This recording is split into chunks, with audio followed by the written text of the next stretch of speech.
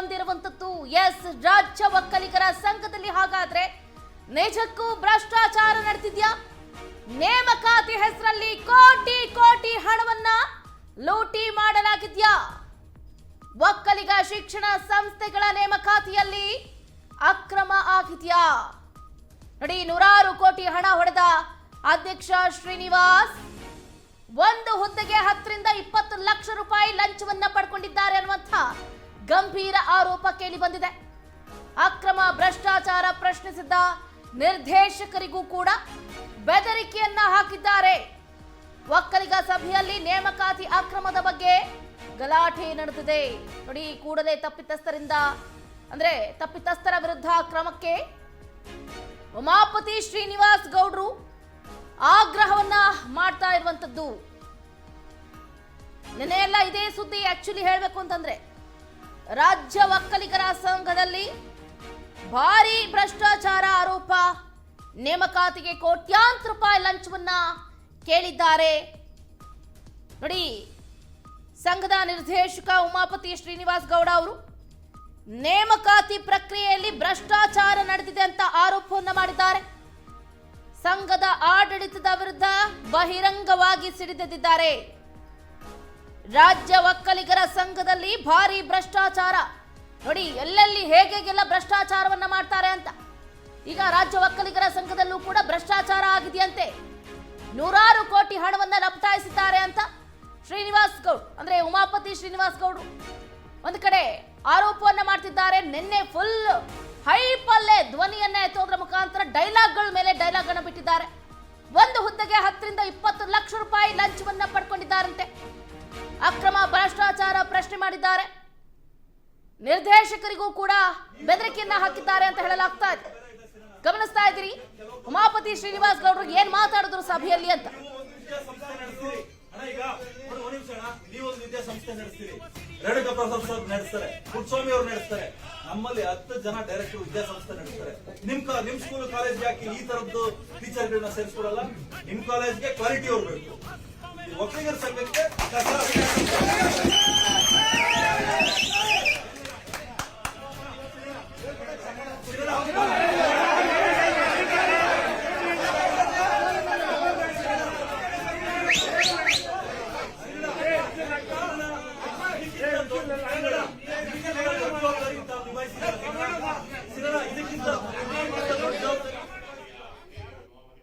S, ಗಮನಿಸ್ತಾ ಇದ್ದೀರಿ ಉಮಾಪತಿ ಶ್ರೀನಿವಾಸ್ ಗೌಡ್ರು ನಿನ್ನೆ ತುಂಬಿದ ಸಭೆಯಲ್ಲಿ ಯಾವ ರೀತಿಯಾಗಿ ಟಕ್ಕರನ್ನ ಕೊಟ್ಟಿದ್ದಾರೆ ಅಂತ. ಯಾರು ಗೊಡ್ಡು ಬೆದರಿಕೆಗೆ ಇಲ್ಲಿ ಎದುರೋರಿಲ್ಲ, ಯಾರು ಇಲ್ಲಿ ಯಾವುದಕ್ಕೂ ತಲೆ ಕೆಡಿಸ್ಕೊಳ್ಳೋದಿಲ್ಲ. ನೀವು ನೋಡಿ, ಅಂದ್ರೆ ಅಳಿತಿಗೂ ಮೀರಿ ಮಾತಾಡಿದ್ರ ಅಂತ ಒಂದು ಕಡೆ ಪ್ರಶ್ನೆ ಮಾಡೋದಾದ್ರೆ ಅವರಿಗೆ ಅಷ್ಟು ಅನ್ಯಾಯ ಆಗ್ತಾ ಇದೆ ಅಂತ ಅವ್ರಿಗೆ ಮಾತ್ರ ಗೊತ್ತಾಗಿದೆ. ಸೊ ಹಾಗಾಗಿ ಉಮಾಪತಿ ಶ್ರೀನಿವಾಸ್ ಗೌಡ್ರು ಈಗ ತುಂಬಿದ ಸಭೆಯಲ್ಲೇ ಮಾತಾಡಿರುವಂತಹ ದೃಶ್ಯಗಳನ್ನ ಗಮನಿಸ್ತಾ ಇದ್ದೀರಿ. ಇದು ಒಂದು ಕಡೆ ಇದೀಗ ದೊಡ್ಡ ಮಟ್ಟದಲ್ಲಿ ಸಂಚಲನವನ್ನು ಕೂಡ ಮೂಡಿಸ್ತಾ ಇದೆ ಅಂದ್ರೂ ಕೂಡ ತಪ್ಪಲಾಗ್ಲಿಕ್ಕಿಲ್ಲ.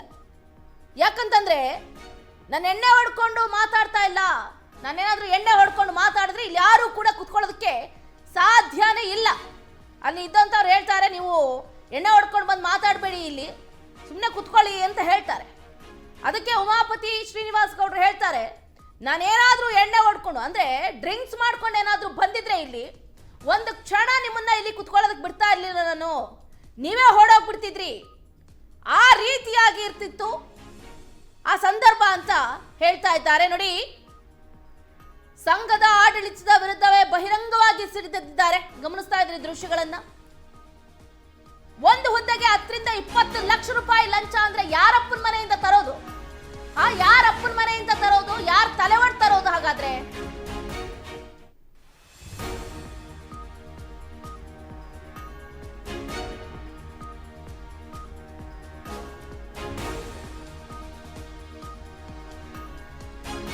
ಎಸ್, ನೋಡಿ, ಒಕ್ಕಲಿಗರ ಸಂಘದ ಅಧ್ಯಕ್ಷರ ವಿರುದ್ಧ ಉಮಾಪತಿ ಫುಲ್ ಗರಂ ಆಗ್ಬಿಟ್ಟಿದ್ದಾರೆ.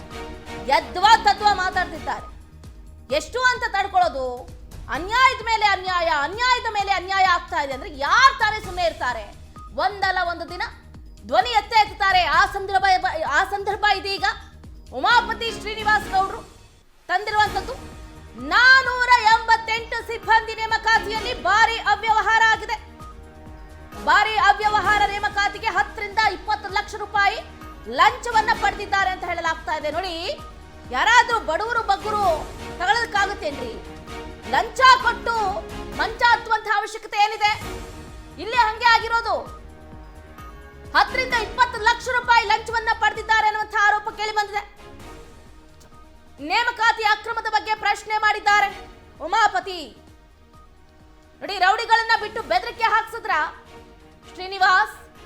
ರಾಜ್ಯ ಒಕ್ಕಲಿಗರ ಸಂಘದ ಅಧ್ಯಕ್ಷ ಎಲ್ ಶ್ರೀನಿವಾಸ್ ಅವರು ನೋಡಿ ಒಂದು ಕಡೆ ಹೇಳ್ತಾ ಇದ್ದಾರೆ, ಏನಾದ್ರೂ ರೌಡಿಗಳನ್ನ ಕರೆಸಿ ಯಥಾತಥಾ ಮಾತಾಡ್ಸೋದು ಅಥವಾ ಒಡ್ಸೋದು ಮಾಡಿದ್ರೆ ಸರಿ ಇರೋದಿಲ್ಲ. ರೌಡಿಗೆ ರೌಡಿ ನಾನು ಅಂತ ಹೇಳಿದ್ದಾರೆ. ಆದ್ರೆ ನಾಳೆ ಬೆಳಗ್ಗೆ ನಮ್ಮ ಹೋರಾಟ ಬೇರೆ ರೀತಿ ಇರ್ತದೆ. ಹುಷಾರ್.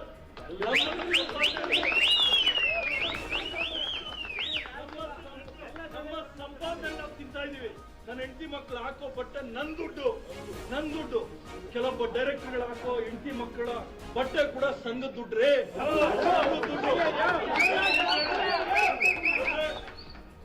ನಮ್ಗೆ ಭಗವಂತ ಅನ್ನೋನಿದ್ರೆ ಆ ಕೆಂಪೇಗೌಡ ಬಾಲಗಂಗಾಧರ ಸ್ವಾಮೀಜಿ ಜೀವಂತವಾಗಿ ಇಲ್ಲದೆ ಇರ್ಬೋದು, ಆದ್ರೆ ಅವ್ರ ಆತ್ಮ ಇವತ್ತು ಜೀವಂತವಾಗಿದೆ. ಖಂಡಿತವಾಗ್ಲೂ ಅವ್ರ ಆತ್ಮ ಇಲ್ಲಿ ಇದ್ದೇ ಇರ್ತದೆ. ನೀವು ತಪ್ಪಾಡ್ದೆ ಹೋದ್ರು ನೋಡಿ, ಒಂದೆರಡು ಕೇಳಿ. ಆ ಓಡಿಯೋದು ಎಷ್ಟು ಅಪರಾಧ, ಆ ಓಡಿಯೋದು ನೋಡೋದು ಅಷ್ಟೇ ಅಪರಾಧ. ತಲೆಯಲ್ಲಿ ಇಟ್ಕೊಳ್ಳಿ. ನೀವು ತಪ್ಪು ಮಾಡೋರ ಜೊತೆಲಿದ್ರೆ ನೀವು ತಪ್ಪಿದ್ದಷ್ಟೇ. ಕಾನೂನು ಪ್ರಕಾರ ಮೇಲೆ ಹಣ ಇಟ್ಟು ನಾನು ಹೇಳ್ತೀನಿ, ಸಂಘದಲ್ಲಿ ಏನಾದ್ರು ನಾನು ತಿಂದಿದ್ರೆ ಸಾಬೀತಾದ್ರೆ ನನ್ನ ಆಸ್ತಿ ಎಲ್ಲ ಬರ್ದು ಕೊಟ್ಬಿಡ್ತೀನಿ. ರೇ, ಸಂಘಕ್ಕೆ HSR ಲೆವೆಲ್ 3 ಕೋಟಿ ರೂಪಾಯಿ ಸೈಟ್ ಕೊಟ್ಟವ್ರಿ. ನಾನು 3 ಕೋಟಿ ರೂಪಾಯಿ ಸೈಟ್ ಕೊಟ್ಟವ್ರಿ.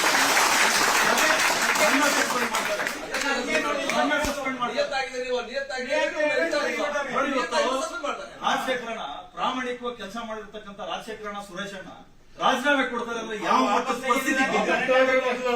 ಪರಿಸ್ಥಿತಿಗೆ ಬಂದಿದೆ? ನ್ಯಾಯ ನೀತಿ ಅಂತ ಮಾತಾಡೋರೆಲ್ಲ ಇವತ್ತು ನಾವೆಲ್ಲ ಹೊರಗಡೆ ಇದ್ದೀವಿ. ಕಳ್ಳರು ಕಾಕರೆಲ್ಲ ಹೊರಗಡೆ ಕೂತಿದ್ದಾರೆ. ನಾವ್ ಯಾವ ಅಂತ ನಾನೇನಾದ್ರು ಮಾತಾಡಿದ್ರೆ ನಮ್ ಸಾಹೇಬ್ರ ಹತ್ರ ಹೋಗಿ ಅಣ್ಣ ಉಮಾಪತಿ ಬಹಳ ತೊಂದರೆ ಕೊಡ್ತಾನೆ, ಅಣ್ಣ ಉಮಾಪತಿ ಹೆಂಗ್ ಮಾಡಿ ನಿಮ್ ಗಂಡಸ್ತನ ಇಲ್ಲ ಅಂತ ಹೇಳ್ರಿ, ತಂದೆ ಕೊಟ್ಟಿಲ್ಲ ಅಂತ ಹೇಳ್ರಿ. ನೀವು ಮಾಡಿದ್ರೆ ಉಮಾಪತಿ ಈ ಮಟ್ಟಕ್ಕೆ ಆಗ್ಬಿಟ್ರೆ ನಾವ್ ಏನ್ರಿ ತಪ್ಪು ಮಾಡಿದೀವಿ? ಸಂಸ್ಥೆಗೆ ನಾನೇನ್ ದುಡ್ಡು ಖರ್ಚು ಮಾಡಿ ಬಂದಿಲ್ಲ ಅಣ್ಣ.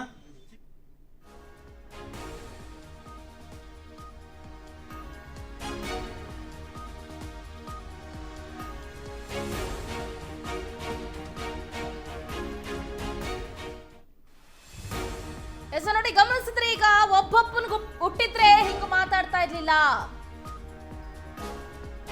ಒಬ್ಬ ಅಪ್ಪನಿಗೆ ಹುಟ್ಟಿದ್ರೆ ಹಿಂಗ ಆಗ್ತಾ ಇರ್ಲಿಲ್ಲ. ನೀವು ಗಂಡಸ್ರೇನಾ? ಒಕ್ಕಲಿಗರ ಸಂಘದಲ್ಲಿ ಅಧ್ಯಕ್ಷ ಶ್ರೀನಿವಾಸ್ ಲೂಟಿ ವಿಷಯಕ್ಕೆ ಸಂಬಂಧಪಟ್ಟಂತೆ ಅಕ್ರಮವನ್ನ ಬಯಲಿಗೆಳೆದಿದ್ದಾರೆ ನಿರ್ದೇಶಕ ನಿರ್ಮಾಪಕ ಉಮಾಪತಿ ಶ್ರೀನಿವಾಸ್ ಗೌಡ್. ನೇಮಕಾತಿಗೆ 20 ರಿಂದ 40 ಲಕ್ಷ ರೂಪಾಯಿ ಲಂಚ ಆರೋಪ ವಿಷಯಕ್ಕೆ ಸಂಬಂಧಪಟ್ಟಂತೆ ಅಕ್ರಮವಾಗಿ 480 ಲೆಕ್ಚರ್ಗಳು ಅಪಾಯಿಂಟ್ ಆಗಿದ್ದಾರೆ. 55 ಕಂಪ್ಯೂಟರ್ ಆಪರೇಟರ್ಗಳು, 150 ಅಟೆಂಡರ್ಗಳು, ಇತರೆ 55 ಸಿಬ್ಬಂದಿ ಅಕ್ರಮವಾಗಿ ನೇಮಕ ಆರೋಪ ಕೇಳಿ ಬಂದಿದೆ. ಸಂಘದಲ್ಲಿ ನಡೀತಾ ಇರುವಂತಹ ಭ್ರಷ್ಟಾಚಾರ ಬಯಲಾಗಬೇಕಾಗಿದೆ. ತನಿಖೆಗೆ ಒತ್ತಾಯವನ್ನ ಮಾಡ್ತಿದ್ದಾರೆ. ಏನು ಸಂಘದ ಆಡಳಿತದ ಮೇಲೆ ಒತ್ತಡ ಹೆಚ್ಚಾಗಿರುವಂತದ್ದು ನೋಡಿ, ಗಮನಿಸ್ತಾ ಇದ್ದೀರಿ. ಈಗಾಗಲೇ ಒಂದು ಕಡೆ ಫುಲ್ ಫೈರ್ ಆಗ್ಬಿಟ್ಟಿದ್ದಾರೆ ಉಮಾಪತಿ ಶ್ರೀನಿವಾಸ್ ಗೌಡ್ರು. ಹೆಂಗೆ ಇಷ್ಟೊಂದೆಲ್ಲ ಅನ್ಯಾಯ ಆಗ್ತಾ ಇದ್ರು ತಡ್ಕೊಂಡಿರೋದಕ್ಕೆ ಸಾಧ್ಯ? ಕಳ್ಳ ಕಾಕರೆಲ್ಲ ಒಳಗಿದ್ದಾರೆ, ನ್ಯಾಯವಾಗಿರೋರೆಲ್ಲ ಹೊರಗಿದ್ದಾರೆ. ನಾನೇನಾದ್ರೂ ಸ್ವಲ್ಪ ಹೆಚ್ಚು ಕಮ್ಮಿ ಮಾತಾಡಿದ್ರೆ ಸಾಕು, ಸಾಹೇಬ್ರಿಗೆ ಹೋಗಿ ಹೇಳ್ತಾರೆ, ಅಣ್ಣ ಉಮಾಪತಿ ಶ್ರೀನಿವಾಸ್ ಗೌಡ್ರು ಹಿಂಗ್ ಮಾತಾಡಿದ್ರು ಹಂಗ್ ಮಾತಾಡಿದ್ರು ಅಂತ ತಂದಿಟ್ಟು ತಮಾಷೆ ನೋಡುವಂತಹ ಕೆಲಸವನ್ನ ಮಾಡ್ತಾರೆ. ನಾನೇನಾದ್ರೂ ತಪ್ಪು ಮಾಡ್ತಾ ಇದ್ದೀನ? ಗಂಡಸಾದವರು ಹಿಂಗೆಲ್ಲ ಮಾಡೋದಿಲ್ಲ, ಒಬ್ಬಪ್ಪನ್ ಹುಟ್ಟಿರೋರು ಹಿಂಗ್ ಮಾಡೋದಿಲ್ಲ. ನೋಡಿ, ಈ ರೀತಿ 55 ಕಂಪ್ಯೂಟರ್ ಆಪರೇಟರ್ಗಳು, 150 ಅಟೆಂಡರ್ಗಳು ಸೇರಿದಂತೆ ಇತರೆ 55 ಸಿಬ್ಬಂದಿಗಳನ್ನ ಅಕ್ರಮವಾಗಿ ನೇಮಕ ಮಾಡ್ಕೊಂಡಿದ್ದಾರಂತೆ. ತಿಂದಿರ್ತಾರೆ ಲಕ್ಷ ಹಣವನ್ನ, ಹಾಗಾಗಿ ನೇಮಕ ಮಾಡ್ಕೊಂಡಿರ್ತಾರೆ. ಸರ್ಕಾರದಿಂದ ಬರುವಂತಹ ಹಣ ಅಥವಾ ಇವ್ರಿಗೆ ಸೀಮಿತವಾಗಿರುವಂತಹ ಸಂಬಳಗಳು ಬಂದರೂ ಕೂಡ ಗಿಂಬಳಕ್ಕೆ ಬಾಯ್ ಬಿಡುವಂತಹ ಪರಿಸ್ಥಿತಿ ಬಂದಿರುವಂತದ್ದು. ಅಕ್ರಮವನ್ನ ಬಯಲಿಗೆ ಎಳಿತೀನಿ ಅಂತ ಉಮಾಪತಿ ಶ್ರೀನಿವಾಸ್ ಗೌಡ್ರು ದೊಡ್ಡ ಮಟ್ಟದಲ್ಲಿ ಧ್ವನಿಯನ್ನ ಎತ್ತಿದ್ದಾರೆ. Full fire ಆಗ್ಬಿಟ್ಟಿದ್ದಾರೆ.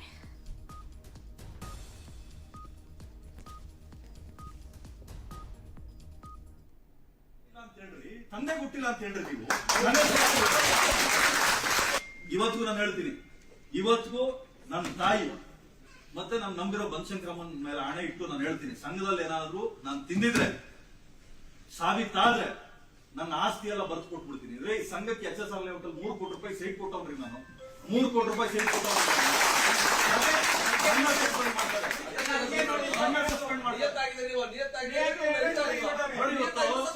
ರಾಜಶೇಖರಣ ಪ್ರಾಮಾಣಿಕವಾಗಿ ಕೆಲಸ ಮಾಡಿರ್ತಕ್ಕಂಥ ರಾಜಶೇಖರಣ ಸುರೇಶ್ ಅಣ್ಣ ರಾಜೀನಾಮೆ ಕೊಡ್ತಾರೆ ಅಂದ್ರೆ ಯಾವ ಮಟ್ಟದ ಪರಿಸ್ಥಿತಿಗೆ ಬಂದಿದೆ. ನ್ಯಾಯ ನೀತಿ ಅಂತ ಮಾತಾಡೋರೆಲ್ಲ ಇವತ್ತು ನಾವೆಲ್ಲ ಹೊರಗಡೆ ಇದ್ದೀವಿ. ಕಳ್ಳರು ಕಾಕಲ್ಲ ಹೊರಗಡೆ ಕೂತಿದ್ದಾರೆ. ನಾವ್ ಯಾವ ಅಂತ ನಾನೇನಾದ್ರೂ ಮಾತಾಡಿದ್ರೆ ನಮ್ ಸಾಹೇಬ್ರ ಹತ್ರ ಹೋಗಿ ಹಣ ಉಮಾಪತಿ ಬಹಳ ತೊಂದರೆ ಕೊಡ್ತಾನೆ, ಹಣ ಉಮಾಪತಿ ಹೆಂಗ್ ಮಾಡಿ ನಿಮ್ ಗಂಡಸ್ತನ ಇಲ್ಲ ಅಂತ ಹೇಳ್ರಿ, ತಂದೆ ಕೊಟ್ಟಿಲ್ಲ ಅಂತ ಹೇಳ್ರಿ ನೀವು. ಆಯ್ತಲ್ಲ, 35 ಜನ ಬೇರೆ ಇಡಸಿರೋಣ. ನೀವು ಕೆಲವೊಬ್ಬರಿಗೋಸ್ಕರ ನೀವು ಗೌರವ ಕಳ್ಕೊಂಡಿದ್ದೀರ. ನೀವು ಒಂದು ವಿದ್ಯಾಸಂಸ್ಥೆ ನಡೆಸ್ತೀರಿ. ಒಟ್ಟಾರೆಯಾಗಿ ಗಮನಿಸಿದ್ರೆ ಈಗಾಗಲೇ ರಾಜ್ಯ ಒಕ್ಕಲಿಗರ ಸಂಘದಲ್ಲಿ ಭಾರಿ ಭ್ರಷ್ಟಾಚಾರ ವಿಷಯಕ್ಕೆ ಸಂಬಂಧಪಟ್ಟಂತೆ ದೊಡ್ಡ ಮಟ್ಟದಲ್ಲಿ ಈಗಾಗಲೇ ಪ್ರೊಡ್ಯೂಸರ್ ಉಮಾಪತಿ ಶ್ರೀನಿವಾಸ್ ಗೌಡರು ಧ್ವನಿಯನ್ನು ಎತ್ತಿರುವಂತದ್ದು. ಅಷ್ಟೇ ಅಲ್ಲದೆ ಅವರಿಗೆ ಯಾವ ರೀತಿಯಾದಂತಹ ಒಂದು ಟ್ರಿಗರ್ ಆಗಿದೆ ಅಂತಂದ್ರೆ ಕೋಟಿ ಲೂಟಿ ಹೊಡಿತಾ ಇದ್ದಾರೆ. ಇದನ್ನೆಲ್ಲ ಹೇಗೆ ಕಣ್ಮುಂದೆ ಆಗ್ತಾ ಇದ್ರು ಸಹಿಸೋದಕ್ಕೆ ಸಾಧ್ಯ ಅನ್ನುವಂತಹ ಆಕ್ರೋಶವನ್ನ ವ್ಯಕ್ತಪಡಿಸಿರುವಂತದ್ದು. ಈ ವಿಷಯಕ್ಕೆ ಸಂಬಂಧಪಟ್ಟಂತೆ ಮತ್ತಷ್ಟು ಅಪ್ಡೇಟ್ಸ್ಗಳು ಬರಬೇಕಾಗಿದೆ. ಅಲ್ಲಿವರೆಗೂ ನೋಡ್ತಾ ಇರಿ ಸ್ಪೀಡ್ ನ್ಯೂಸ್. ಸುದ್ದಿ ಮಧು, ವೇಗ ನಮ್ಮದು.